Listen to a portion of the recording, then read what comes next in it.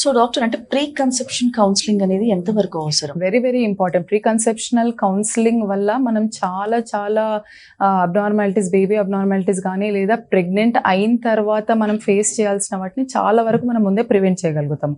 So ఈ pre conceptional కౌన్సిలింగ్లో మనకు మెయిన్గా ఇంక్లూడ్ అయ్యేది ఏంటి అంటే, ఒకటి కపుల్ కౌన్సిలింగ్ ఉంటుంది.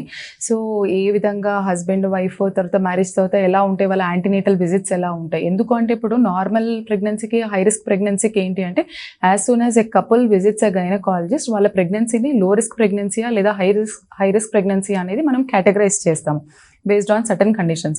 సో ఒకవేళ if that couple falls under high risk pregnancy అంటే వాళ్ళకు నార్మల్గా అయ్యే యాంటీనేటల్ విజిట్స్ అంటే హాస్పిటల్ విజిట్స్ కంటే వాళ్ళకు కొన్ని ఎక్కువ విజిట్స్ అవసరం పడుతుంది, కొన్ని ఎక్కువ స్కాన్స్ చేయించవలసి ఉంటుంది, డాక్టర్ విజిట్స్ కానీ ఇవన్నీ. సో ఒకరికి కోఆపరేషన్ ఉండాలి. సెకండ్ థింగ్ ఏంటంటే, ఇందాక మనం అన్నట్టు కన్సాంగ్వినిటీ మ్యారేజ్ ఉన్నా కానీ లేదా లేట్ ఏజ్లో కన్సీవ్ అయితే ఏజ్ రిలేటెడ్ క్రోమోసోమల్ అబ్నార్మాలిటీస్ బేబీకి వచ్చే రిస్క్ కానీ, లేదా ఒకవేళ మదర్ ఆల్రెడీ డయాబెటీస్ ఇట్లాంటివి ఉంటే ప్రెగ్నెన్సీ ప్లాన్ చేస్తున్నప్పుడు వాళ్ళు అంతకుముందు వాడుతున్న మెడికేషన్స్ని చేంజ్ చేసి వాళ్ళు కన్సీవ్ అయినా కూడా మనకు పుట్టబోయే బేబీకి ఎలాంటి అబ్నార్మాలిటీ రాకుండా సో చేంజ్ ఆఫ్ మెడికేషన్ కానీ, సేమ్ మనకు ఎపిలెప్సీ అంటే మనకు వాడుక భాషలో చెప్పాలంటే ఫిట్స్ వచ్చే వాళ్ళకు. సో అంతకుముందు ప్రెగ్నెన్సీ అన్న ప్లాన్ లేనప్పుడు డాక్టర్స్ ప్రిస్క్రైబ్ చేసే మెడిసిన్ అంటే న్యూరాలజిస్ట్ వాళ్ళు ప్రిస్క్రైబ్ చేసే మెడిసిన్కి once couple is planning for pregnancy అన్నప్పుడు వాళ్ళు ఆ మెడికేషన్లో చేంజ్ చేయడం కానీ, సేమ్ కార్డియాలజిస్ట్ హార్ట్ డిసీజ్ ఉన్న పేషెంట్కి.